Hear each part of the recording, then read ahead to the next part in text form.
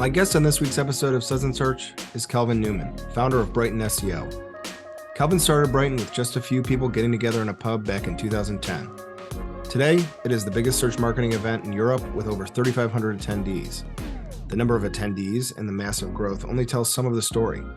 BrightonSEO is adored by attendees, exhibitors, and speakers alike. I cannot think of another conference where people are this loyal and this vocal in their support. Kelvin joined me for a big announcement. For the first time, BrightonSEO is hosting a conference in the United States. What happened behind the scenes to bring Brighton to the US? What made Kelvin confident that now was the time to enter the American market? What's going to be different about this conference? And just as importantly, what's going to be the same? I'm going to ask Kelvin these questions and many more. Grab something cold to drink and join me for a conversation with Kelvin Newman. We'll chat about his approach to speaker selection. We'll talk about ballot tickets, aka free tickets. And we'll spend a little time chatting about t-shirt cannons and conference cars. All right, Kelvin, welcome to Suds Search. How you doing? Yeah, all good. Thanks so much for having me today. I'm really excited to be on and involved. I'm excited to have you because you have some big news this week. The biggest announcement in SEO is that BrightonSEO, the biggest conference in Europe, maybe even the biggest conference in the world, is coming to the United States for the first time. So this conference will be in November of 2023. For anyone not familiar with BrightonSEO, I can tell you this is a big deal. Whenever BrightonSEO takes place, SEO Twitter just blows up with posts from speakers and attendees alike. It's been like one day since the location announcement, and I've seen it all over Twitter today. So what I would say, Kelvin, is you guys have clearly struck a nerve with this show. This is a conference series that people get really excited about. What is it about Brighton SEO that's caused this level of excitement? Yeah, it's a strange one, really. So, yeah, I mean, we never kind of set out to organise an SEO conference, to be completely honest. So we've been doing it a fairly decent amount of time now. So I think it's like 13 and a bit years. And yeah, it kind of started out as, a few people meeting in an upstairs room of a pub in Brighton. So Brighton is a city on the south coast of the UK. And yeah, kind of it's not too far from London. So like it's one of these places that ended up being kind of a bit of a digital hotspot for people who kind of perhaps were moving away from London, wanted Brighton's a sea, it's on the seaside, so it's kind of one of those destinations. So there ended up being like lots of SEO agencies for like a variety of reasons. And in the very early days of Twitter, people were using the hashtag Brighton SEO to sort of connect with other people who worked in SEO who were in Brighton. And it was just kind of like one of those, the old-fashioned days of Twitter is how people sort of kind of kept in contact. And it then became a kind of like, informal gathering every so often for people to kind of go down the pub who worked in SEO in Brighton. And then I kind of got the idea, well, if we got a projector and got a couple of people to do some talks, we can go down the pub at lunchtime rather than wait until after work to do it. So that's kind of literally how the first event started. And we had room for, 20 people. Wow. And 30 people showed up, and then booked somewhere bigger. That was too small. Booked somewhere bigger. That was too small. And it just kind of snowballed from there, really. And it's like, we've learned a lot along the way, and I think there's a lot we do now that is, we think we do a good job. But yeah, we didn't kind of go into it with an intention, we're going to launch an SEO conference. It was just each time we did it, we're a bit more successful than we thought we were going to be. So next time around, we just made a bit more effort, and kind of like cascaded from there. And now it's, twice a year in Europe. And then we're going to do, the plan is to be twice a year in the US, but we've got one announced at the moment. And the UK one, we get about 4,000 attendees from 50 different countries. Coming together to learn about it. And there's some bits about our style that it's a lot like you'd expect from an SEO conference, right? There's people standing up, giving presentations and talks and all that kind of thing. But we think there's a few bits that make it special and perhaps are slightly different and unique, and sort of, and in fairness, some of that kind of lends itself to that kind of broader, like, Twitter reaction or social media reaction. It's kind of a lot about, when you kind of look back and decisions you made, it's that like was quite a clever thing, even though it was never really the plan, because it allows, encourages that kind of word of mouth stuff, which is, like exciting for us. So we've been planning to do something in the States for years and years and years. Then COVID came along, and then kind of we step back a bit from that, and kind of the opportunity presented itself to kind of have a go now. And we're kind of like, let's get stuck straight in and do our first event in 6 months' time. Oh, I love it. And I love, it was kind of fun to watch because you left some hints on Twitter about, should we keep calling it Brighton SEO, or like where should it be if we had a conference in the United States? And so, this clearly took a lot of planning and preparation. Take us behind the scenes if you could. What was it like planning something that's so big? Who's in the room with you when you're making these kinds of decisions? And in particular, I was curious because you put it out there on Twitter. Like, how did you decide? How did you come down on the name and the location? Yeah, so I mean, the name is a really interesting one. In as much because obviously Brighton is a city, so like in a weird way, it's like kind of, I don't know, like London SEO or PPC New York or something like that. So it's kind of that type of thing. So for a long time, that kind of like was well, what if we were doing anything anywhere outside of Brighton? What would we call it? It was always kind of like one of those, like that's the first item on the to-do list when we sort of start to kind of do an international plan. And like, so one of the key people who's been helping us do this in the States is Lindsay Jones, who many people know was involved in running Search Love from day zero and involved with HeroConf, like more recently. So she's joined us to kind of help us on that kind of thing. And one of the things she said is like, well, you've got a great brand here. Why are you considering starting anything new?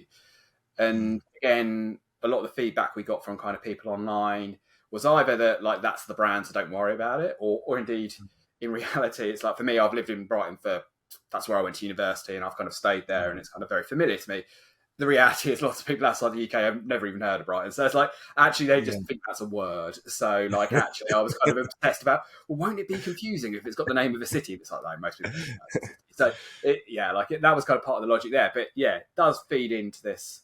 Again, it's sort of considered, but like, so I've been asking a lot of questions on Twitter and LinkedIn using polls and kind of like asking people's feedback. And that's like a two-pronged reason, really. We do it partially because it's really helpful as kind of like an informal market research process to help us decide when we're going, what city, what do we call it, when do we host it, what should it look like. So yeah, obviously that's really helpful for that kind of that purpose there. But yeah, it's a sort of like subtle guerrilla marketing thing as well, right? So it was kind of like, it wasn't a huge surprise that we're doing all this stuff, and it kind of builds a bit of expectation of what we're trying to do. And and that's kind of, again, kind of core to our DNA as a kind of an organisation, is that like so even with the UK event, like something that we do that I think is a subtle thing but ends up having kind of like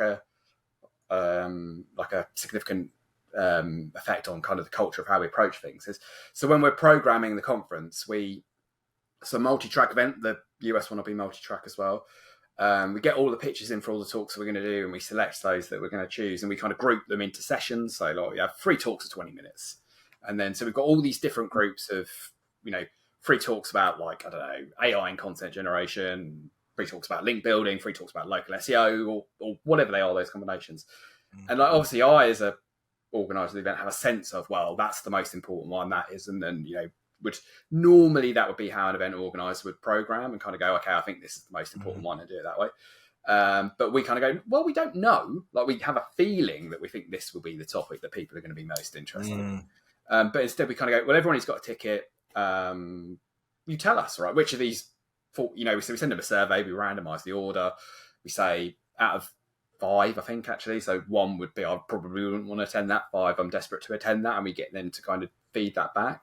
And that then informs kind of the logic of how we program, right? So because our stages are all different sizes, the biggest one's quite a bit bigger than the second size stage. So it kind of allows you to go, well, okay, these are the talks that are the most popular. And like initially I thought, well, it's just going to tell me what I already know, right? But it regularly surprises me. And again, that does give you a quite nice thing as well, because another thing that we like to do a lot of is like introduce new speakers and have people who have perhaps never spoken at conferences before. And I think if I was programming it as kind of just an event organizer, I think I'd probably be a bit more inclined to go, well, here's the person who's been doing it the longest. Here's the person who's got the best reputation. Let's put them on the big stage in the best slots. Whereas actually what this sometimes does is by kind of going, well, what people are most interested in, you occasionally get people who've never spoken on a stage before standing up in front of like 2,500 people in the prime slot kind of doing that. And that's, can be quite scary for them. We have to kind of help them through that process. But yeah, it's kind of democratic, or like, I don't know. It's just kind of, it's that type of thing. So to go back to your original question, it's like, when we were choosing the city and doing all this sort of stuff, that was kind of very much just instinctive to us. Like, that's the kind of approach that you get. And the reality is stuff like the city, like basically there were a lot of people kind of going, it's weird. The people in Austin who live in Austin were voting for Austin. The people who live in Miami were voting for Miami. There was we had to factor that into the equation to some extent. But yeah, sure. It's just that kind of, it's just really useful to get kind of a perspective, and it sometimes does sort of, present things like that. But San Diego kind of felt quite a logical one and was like high on our list before we got the reassurance there, because there's, again, Brighton is a seaside location. Obviously, San Diego is on the coast, on the bay there. So there's that kind of similar sort of by the water feel that we were looking for. And the kind of, the Gaslight District is kind of, it's different but similar to some of the areas of Brighton, like the North Lane that you've got in Brighton. So yeah, we were kind of trying to find things that were similar in that kind of selection process.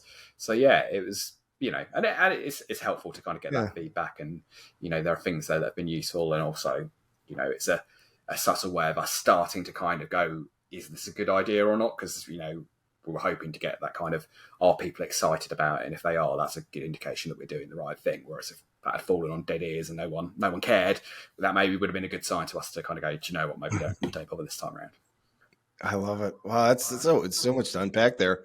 Like, one thing that comes to mind though is you've got this thing that people really love. You've got this conference series that people really love, and you want some level of continuity between the Brighton we've always known and this new Brighton in the United States. But maybe you also want a few new surprises. You want some unique things that weren't either possible or practical in the UK. How do you balance that? How do you balance the desire to keep things working, working, while at the same time, taking a few chances and trying a few new things? Yeah, I mean, it's a really interesting question to kind of, and again, when you're kind of coming into it, there was this, we fell our way into it, navigated our way through what we were doing. Yeah, it's been kind of an interesting question to kind of reflect on. I think this is the same for any business in any kind of process of marketing or growing or whatever it is, to kind of go, well, what are the unique important things that that are really important, and what are the things that just aren't? They're just there, but they're not good or bad. They're just not important. So yeah, that's kind of been interesting to do that. And a lot of that's kind of we're in a really interesting one at the moment in terms of the programming of the event, kind of going, well, historically in the UK, we do these short, punchy 20-minute talks. And again, it's kind of going, is that the right thing to do in the States? And we're leaning at the moment to it'll probably be the same. It's do we go half hours? I don't think we would change the kind of more of the keynote-y format that some events do, where they'll go, it's 45 minutes to an hour per speaker. I don't think that would be the thing that we would do. But it's interesting to kind of go in the format, what's there. Elements in terms of the party bits there are kind of interesting as well. But kind of a really interesting one is so in the UK event, that the nature of the venue that we use and the format that we've got, it's essentially a music venue most of the year, or it'll be theatre and stuff as well, and comedy and all that kind of thing. But it's that sort of cultural venue. So it's got no hotel attached to it. There's loads of hotels nearby, so we just don't really worry about that, and we sort of let everyone fend for themselves in terms of the hotel. But obviously in the States, that's kind of one thing that I think is going to be quite different, because in the UK, it's quite feasible to get to Brighton from London in an hour. A lot of people are dipping in for a day, so to speak. Whereas our expectation is that inevitably people will be traveling from further afield in the US. So kind of we're expecting hopefully quite a lot of people from San Diego to come along, but it's people in California, people all over really. So yeah, it's kind of going, well, how does that change up if everyone's staying in the same hotel? We're hoping that's going to be the case, because that's a bit of how the model of the event works. But it's going to be interesting to kind of go, well, what's the bits that kind of, will that change if everyone's all in one location at one point in time? And I think that'd be really nice, because it'd be that kind of informal, you're going for breakfast, there's going to be people there as well. And it's hard to know precisely what's going to be the bits that will connect in the same way and which bits we're changing. But it is interesting to kind of look at each of these decisions that you've previously made before for an event and kind of go, why did we choose that? And is that a good thing to continue to do? Is that things that we've made? And I suppose probably one of the key things that I've not mentioned that, might be interesting to people who have never come across the event before is, so most conferences, are catered. We don't cater the food. We don't provide lunch. So that allows us to dramatically reduce the cost of our tickets. So I think even our most expensive ticket is still probably about 50% less than most of the other sort of conferences. But we also do free tickets. So the event's over two main days and a training day on top of that.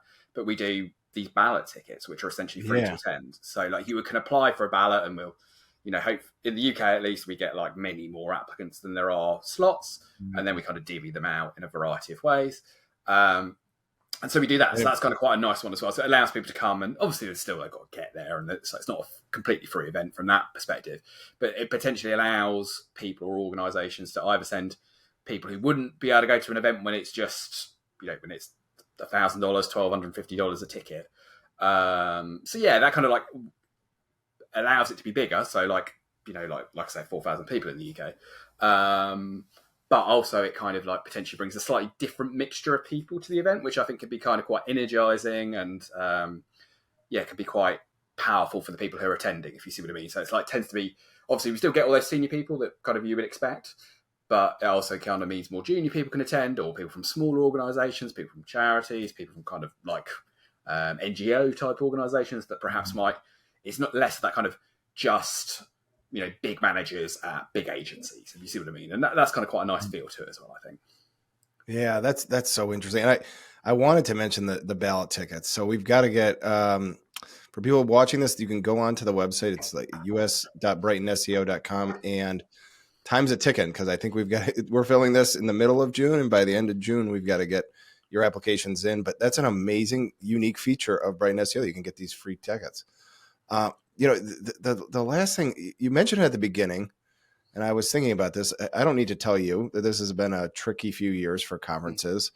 In the US, we've been like decimated. Like Search Love, where you also mentioned, they had their final conference, SMX, which was like I used to go to SMX in like 2012 and stuff like that, 10 years ago. It's fully virtual now. So this is a lot of the fallout from COVID, but I have a hunch that you might have timed this thing just right.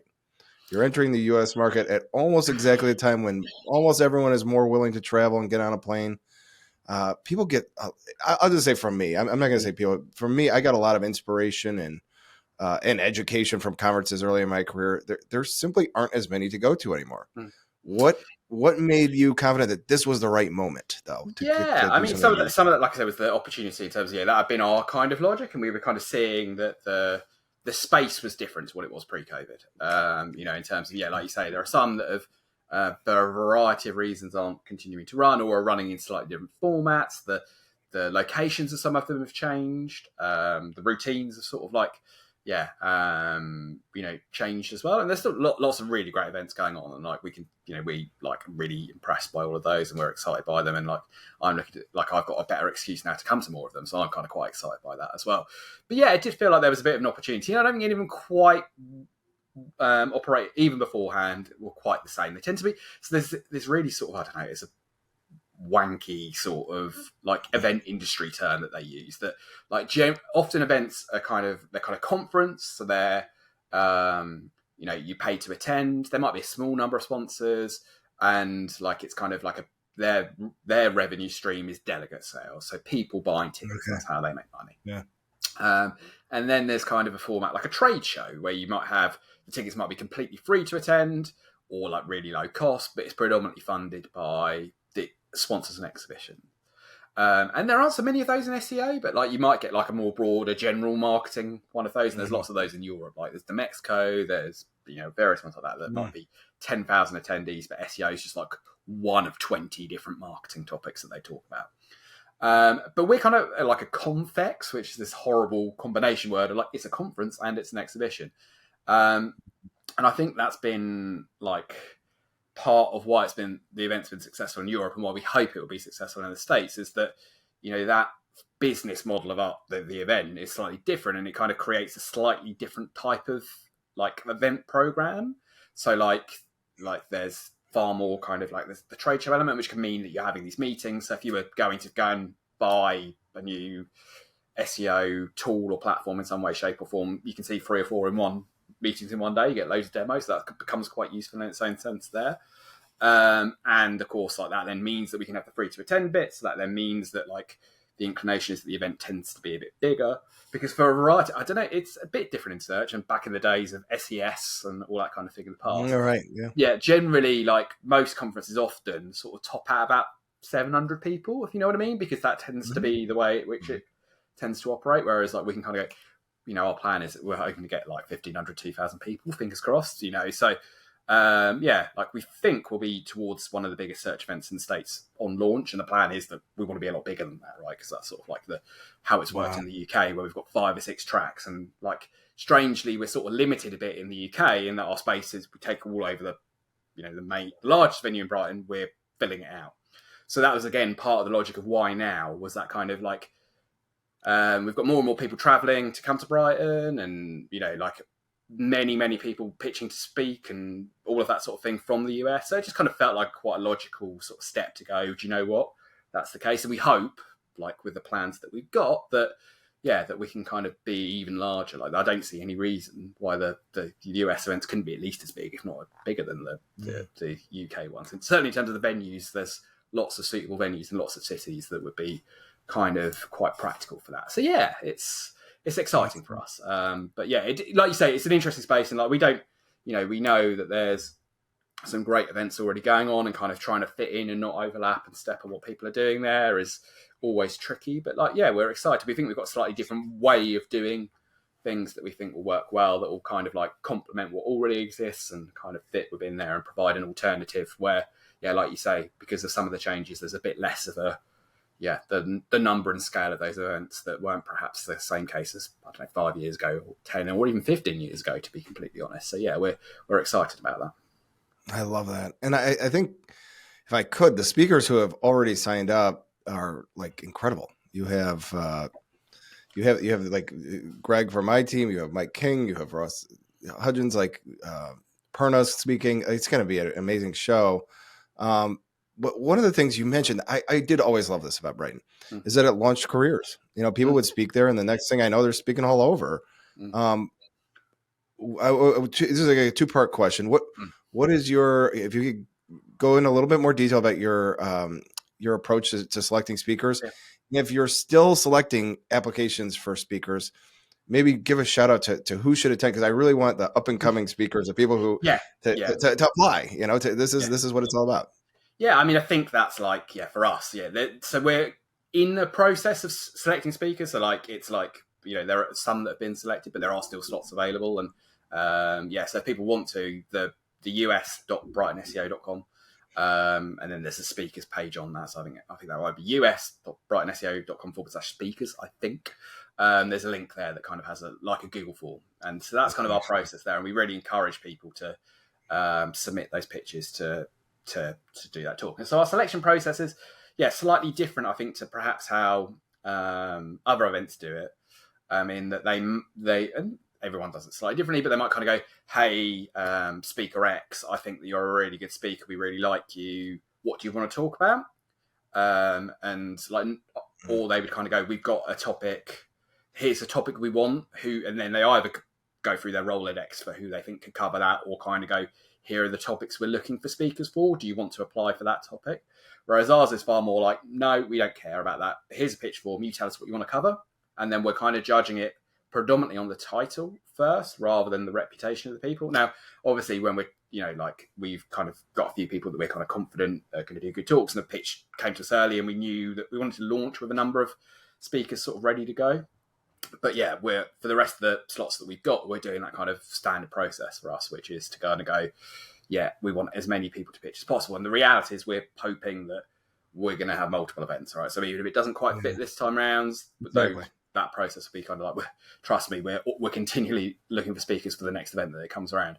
So yeah, that's kind of, again, that kind of process. So we start with the title and then worry about the person. If, we want them to be credible, we want them to know what they're talking about, but yeah, like, it's less of that kind of, and again, I think that's like, some of that's like psychological and like cultural for how we approach things, but also some of it's also dictated by the business model, right? If you're a conference that is exclusively based on ticket sales, your motivation is you want to kind of go, who's the best known speaker that you can have, and you want them to do a good job, because you do, and they're not, no one's like selecting for bad speakers for that, but that their priority is like, who's going to be the most well known.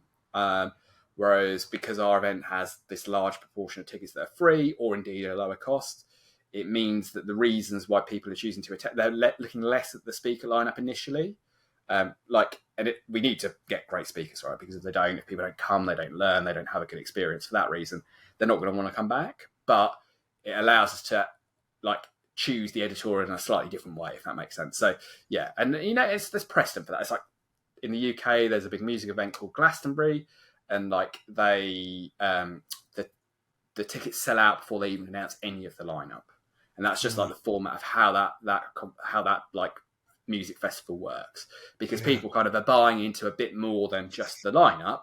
Now, obviously, the lineup has to be great, right? They've still got that kind of same challenge there, but it's a slightly different to a music festival that perhaps doesn't have that same draw, so therefore needs their headliners in place, needs their kind of their process of who they select to perform in that kind of analogy. There is slightly different, so that's kind of our one there. So there's still slots to be there.